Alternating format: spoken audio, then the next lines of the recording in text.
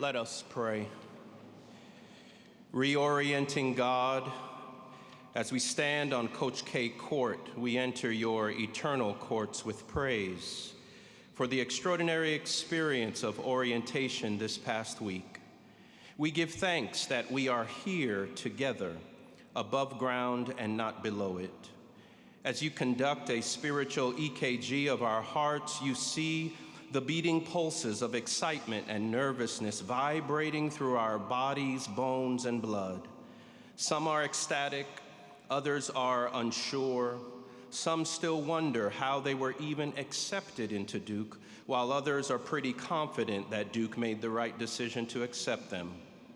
Some wonder, will my roommate snore?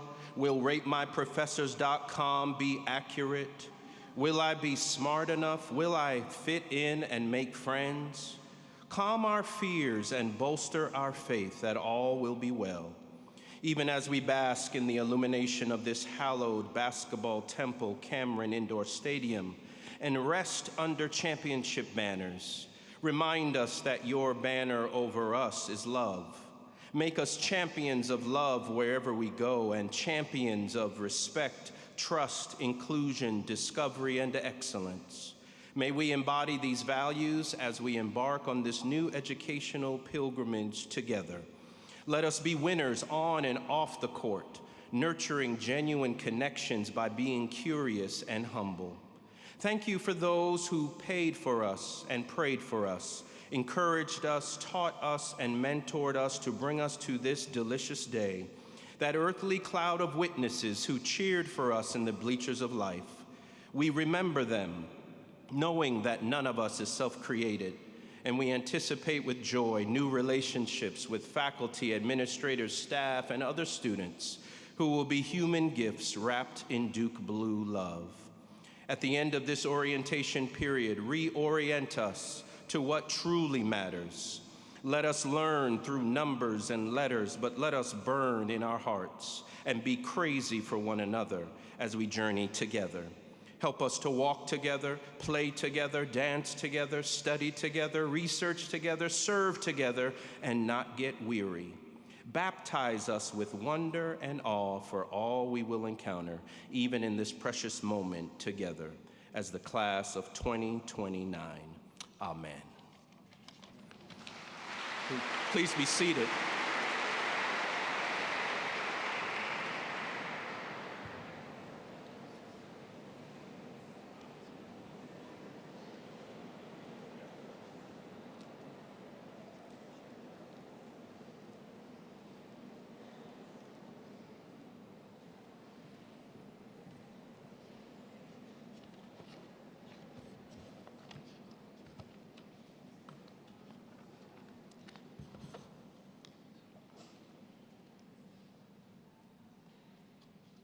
Give me a second, y'all. Hi, class of 2029. It's my absolute honor to address you today. My name is Singh, and I'm your Duke Student Government President. It feels like just yesterday, I was sitting at my own freshman convocation, as old as that sounds. I vividly remember sitting outside the chapel on a rainy day. I was huddled under an umbrella with my freshman year roommate, who would later become one of my closest friends. We listened to President Price welcome us to our Duke journey and got ready for our first week of college.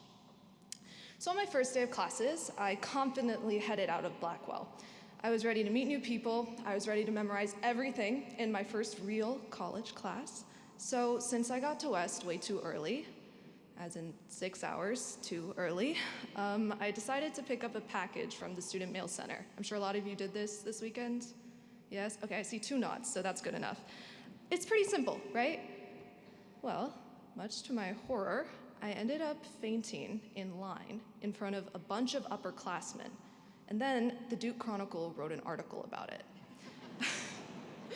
So my first reminder to you, class of 29, is to be open to the unexpected, good or bad, and give yourself a little bit of extra time and grace as you begin to navigate Duke. This week's club fair will introduce you all to the thousands of opportunities that are waiting here for you. And trust me, I know it's easy to get nervous and just sign up for 1,000 things, but over the past 3 years, I've learned that the most worthwhile activities are those that you're genuinely interested in and genuinely care about, and even some that you might be afraid of at first. When I was a freshman, I wanted to try new things, but I didn't really know who I was outside of high school, and I was really scared to put myself out there. God forbid I talk to new people. But with some encouragement from my first friends, I decided to run for a House Counsel position, and surprisingly, I won. That singular moment gave me the confidence to try things outside of my comfort zone, to try things that scared me, and to not be afraid to face failure while I was dreaming big. So, if you've ever wanted to get your pilot's license, or maybe join a professional dance team, or learn to build a sports car from scratch, I'm here to tell you that you should and you can do it. My favorite place about Duke is that here, it always feels like you can do anything and you can be anything. I couldn't have imagined back then as a freshman that I would be speaking to you all today from behind this podium. I also couldn't have imagined where Duke would take me, to study at Oxford, to set fire to a bench after winning a game against North Carolina, or to run for student body president. I want you all to know that there's no cookie-cutter path to being a student at Duke, and trying to replicate someone else's doesn't mean, or don't replicate someone else's journey. So my second piece of advice to you all is to try uncomfortable things, but to most importantly, always bet on yourself. Your Duke experience becomes that much more enriching when you learn to say yes. And the truth is, we're Duke undergraduates for once in our short lives. And that sounds really intimidating. Like, we have only 4 years to make our lifelong friends, to gain a bunch of knowledge, learn everything, and we have to be prepared to take on the job market. Throughout your journey, you'll come to depend on each other, the people sitting next to you, maybe your best friend sitting in the back of the room. But you'll find and you'll create communities that love you, and that you'll come to love as well. I have friends that I met day 1 of orientation. We're really close. But I also have friendships that blossomed during my junior spring. Each of them are equally strong and meaningful, and the people I've met here at Duke have genuinely made me a better person and a more thoughtful leader. So my last piece of advice is to cherish every moment with the people that you meet here, and take time to nourish relationships throughout your time at Duke, forever, forging connections that go beyond just LinkedIn. 3 years from now, you'll be getting ready to start your senior year, wondering where all the time went. But today, you are in the enviable place of beginning. Class of 2029, I'm here to tell you that if you can survive your first day of classes without passing out, you're doing great. And even if you don't, you'll still be amazing. I wish y'all the best of luck. Thank you.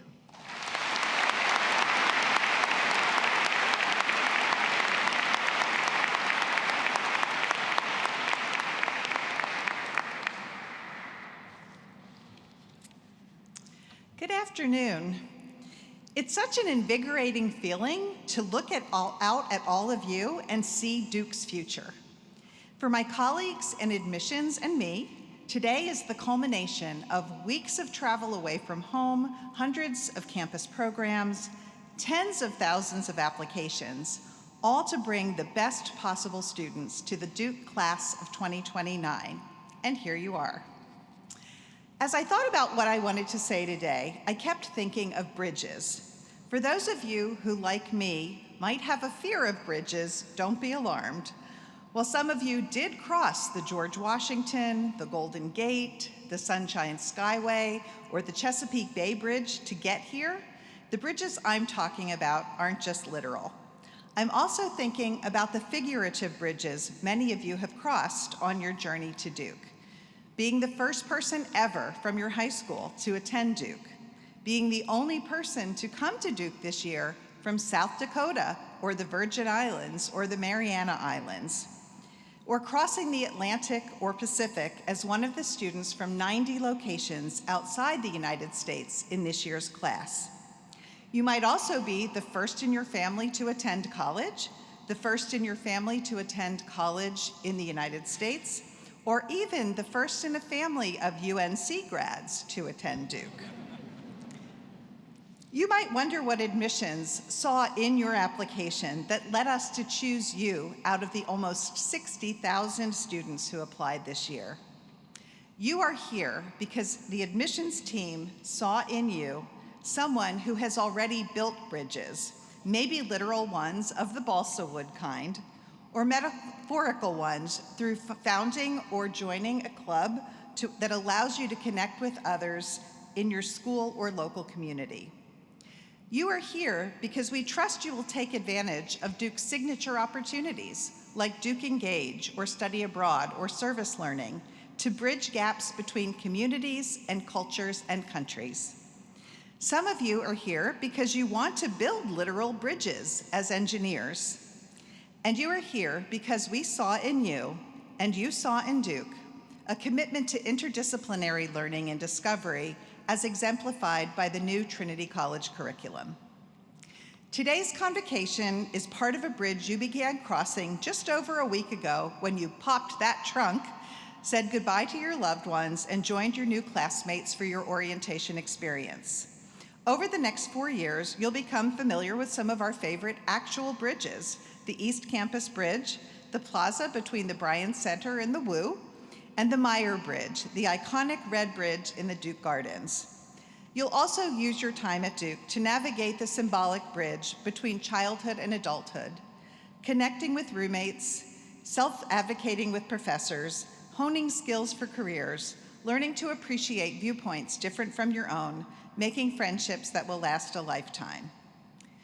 You are entering Duke as we begin our second century, essentially serving as a bridge between Duke's first 100 years and its second.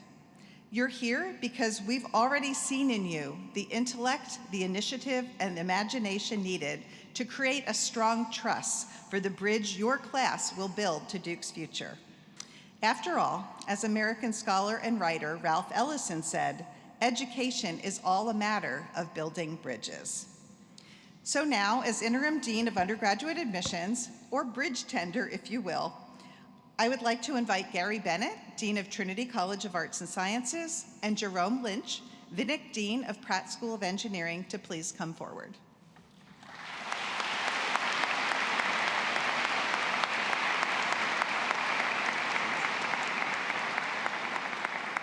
It is my honor to present to the two of you, to the faculty, and the entire Duke community, Duke's bridge to its second century, the class of 2029.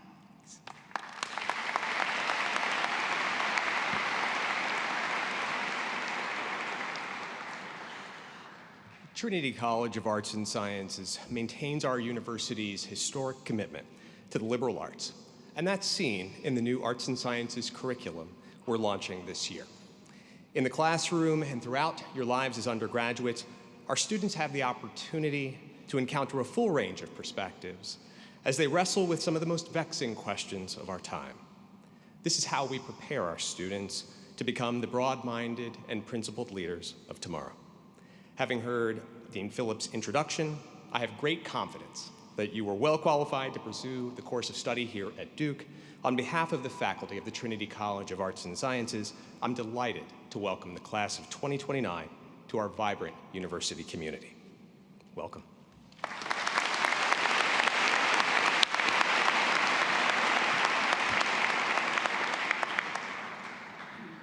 Duke's Pratt School of Engineering takes great pride in preparing our students to be fearless innovators who will solve tomorrow's most complex societal challenges. You will learn from world-class faculty who are experts in many exciting areas, ranging from data science and quantum computing to biomedical and environmental engineering. And you will have the opportunity to put what you learn into practice from your very first days here on campus, beginning with our first year design, first year computing, and other courses, and finally culminating with your capstone design projects prior to graduation. I share Dean Bennett's great confidence in the qualifications of this class. On behalf of the faculty of the Pratt School of Engineering, I am honored and pleased to welcome the class of 2029 to Duke University. Thank you.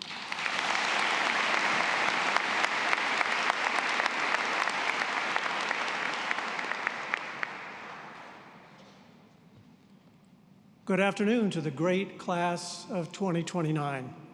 On behalf of the administration, faculty, and staff, I am delighted to welcome you to Duke University. It's been just over a week since we gathered right here in Cameron for the family farewell. I hope you've now begun to settle in on East Campus, including getting to know the wonderful staff of the Marketplace over in the Wall Center. I also hope you've made some new friends, explored interesting topics and activities during experiential orientation, and are now excited to formally begin your academic careers at Duke. We're certainly excited for you. A lot of people, staff, faculty, and your fellow students have been hard at work helping you get oriented. But I'm guessing that, notwithstanding their best efforts and your best efforts at XO, you may still be feeling a little bit disoriented. And that's completely understandable. This is still a new place with new people and new routines. Nothing is quite where it used to be in your life. It's a lot easier to get lost and to lose things. You have this strange new person sharing your room. Strange in the don't really know them yet way, I hope, rather than the just plain strange way.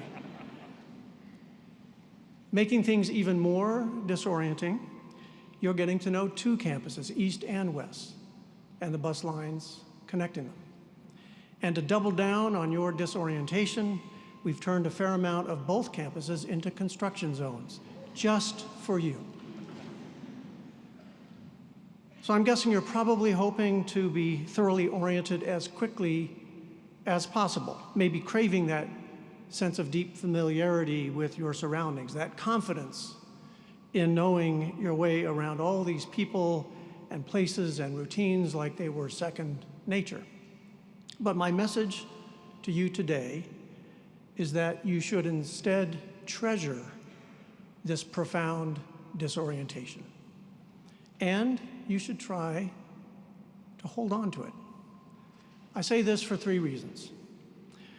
First, unfamiliarity makes us unusually alert to our surroundings. When you don't know what you're looking at, Your mind works a little harder. Your eye detects things that might otherwise escape notice. In your struggles to make things out, you really see. On the other hand, once you understand what you're looking at, you don't have to look very hard because you recognize it. And thereafter, you see what you recognize, not necessarily all there is there to be seen. This process is natural, it's efficient. It helps us minimize the work that goes into our daily lives, but it comes at a cost. In a very real way, it dulls the senses. When you're disoriented, feeling like a stranger in a strange land, life can be uncomfortable and confusing at times, but the state of being confused also gives you a kind of observational superpower. And if you can relax enough to embrace your confusion, if you can translate it into curiosity, then your mind is ready to learn.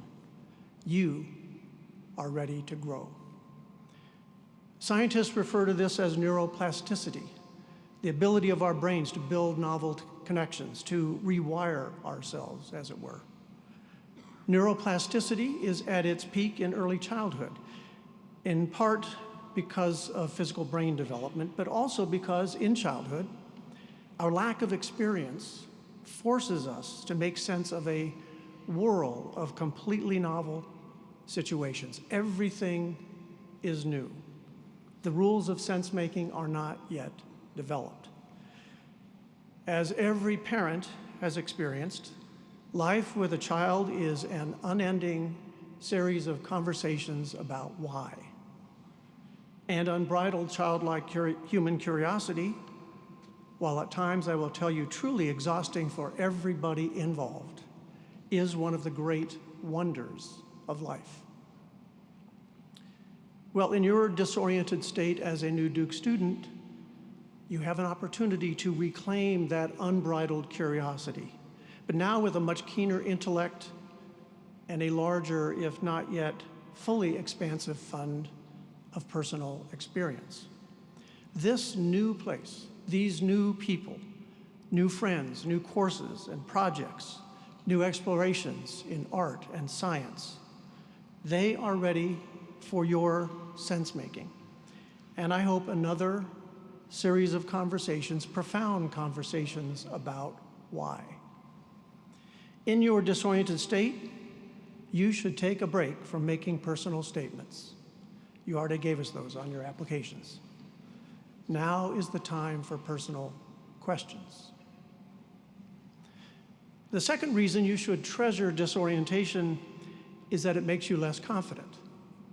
I know that sounds bad, but let me explain. When you're a stranger in a strange land, you're less likely to take things for granted because you can't confidently trust that you know your surroundings. You tend to be a bit more reflective, checking and double checking what you're thinking and doing. And that lack of certainty about your new surroundings generates, at least if you will let it, an openness, a willingness to listen, a posture of humility. Intellectual humility and willingness to listen are sadly becoming lost arts in our society. People today feel far too confident that they know what's best, not only for them, but for everybody else as well. The world today suffers from a problematic excess of self-confidence and its close relative, judgmentalism. This judgmental attitude could stem from myriad sources. Maybe it's a reaction to the insecurities fostered by such rapid economic and social and technological changes. Perhaps it's rooted in our over-reliance on social media, which seems to have extended the kind of social ostracism once confined to middle school well into adulthood. Or maybe it's part of a cultural tendency to politicize almost any aspect of everyday life, something that perhaps the Academy has had a hand in propagating. For whatever reasons, we are so sure of the righteousness of our ways that we reflexively condemn rather than engage those who disagree with us, even those we imagine to be disagreeable. Well, in this disorienting moment, if it helps you lower your guard, you have a real gift in front of you. It's an opportunity to check your own knowledge, enough to get to know and understand people whose life experiences, perspectives, opinions, and beliefs are different from yours. Please accept that gift with humility. Now, I'm not suggesting that in your state of disorientation you should lose your confidence, but I am suggesting that you redirect it away from being so confident that you're right and toward being confident that if you see past yourself, if you pay close attention to others and give them a chance to speak, and if you listen and engage respectfully with what they have to say, you will move closer to the truth. You may not agree with what others have to say, but in granting that they just might be right and that you just might be wrong, you'll see the things you missed. Your own views will become better grounded, more fulsome, less prone to oversimplification and error. In today's world of pathological overconfidence and judgmental certainty, we'd all do well to bring it down a notch or two or three. Please allow yourself to wander around a bit in your confusion. Try new ideas, truly new ideas on for size. Dive into those classes and people and activities that seem most strange to you, because that's how you will maximize your potential for learning. Now, the third reason to embrace disorientation is that it makes us all a bit more careful. Being a stranger in a strange land can at times feel isolating and turn our attention inward as we try to figure out our place in this new world. And in a world that gives us less and less room for peace and quiet, being a bit more contemplative is actually not a bad thing. Our contemporary society valorizes engagement and activism. The time elapsed between having an idea and firing off a petition has probably never been shorter in human history. There's a lot to be said for engagement and action. As you know, one of Duke's signature programs is Duke Engage. But action should not come at the expense of contemplation, especially skeptical contemplation. There is also a care as caution angle to being disoriented in a new place, and it shouldn't be overlooked. It's for good reason that when children are being taught to cross the road, they're encouraged to stop, look, and listen. And that remains excellent advice in a world that has nearly mastered the art of attracting, keeping, and selling your attention, usually by inciting strong emotional responses and then channeling those responses into a behavior of some kind, buying this product, joining that cause. Our world seems to be implicitly suggesting that you should leap before you look. And there's another angle as well, slowing down enough to take care of yourself and to take care of each other.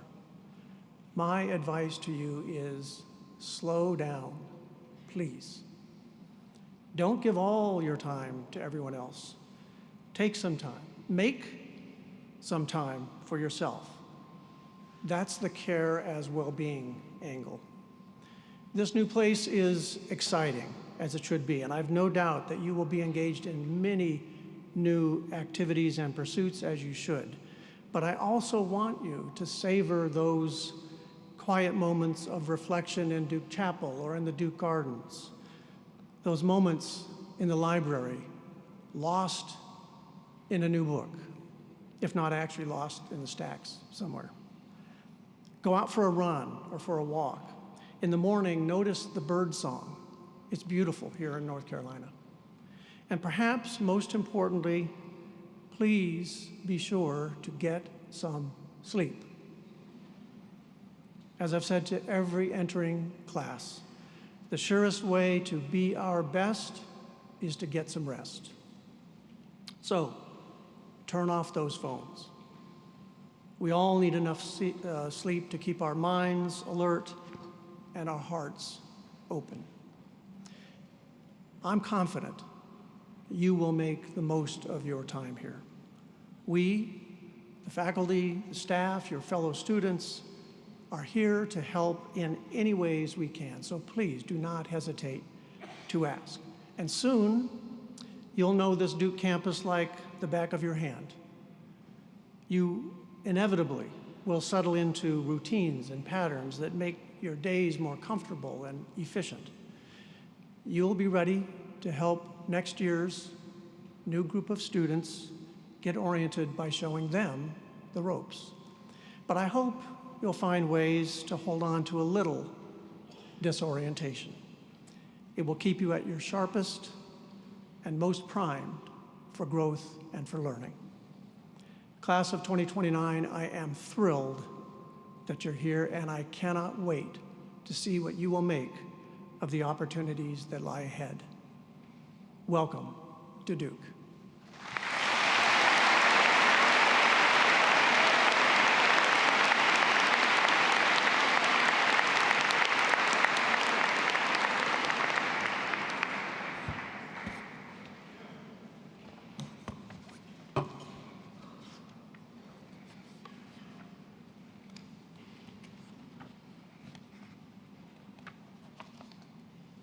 Hello, everyone. My name is Zaina. I am in Trinity College, class of 2027, majoring in neuroscience and minoring in music. I'm also vice president of the Duke Chorale. As you near the conclusion of one of your first official gatherings as undergraduate students of Duke University, I ask you to join me in a time-honored tradition, the singing of the alma mater. Dear Old Duke, as it is now popularly known, was composed by Robert Henry James, a member of the Trinity College class of 1924. He said he was inspired to write a song that would show his gratitude and devotion to his university. I hope that the words of the alma mater will ring true for you, not only during your years at Duke, but throughout your lives. And that your time at this place will inspire you ever to turn, indeed, to dear old Duke. You should have received an email today from new student and family programs, which included the alma mater. At this time, I ask you to locate this email as we prepare to sing the alma mater together.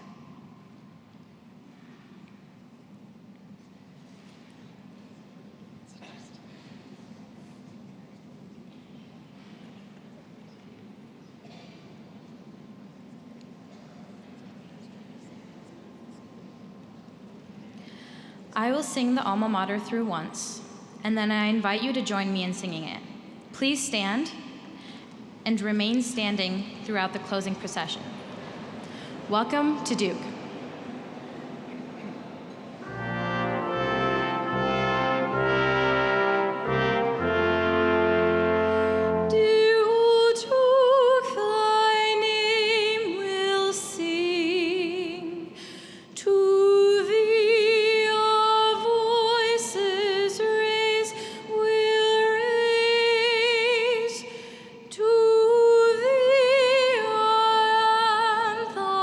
Read.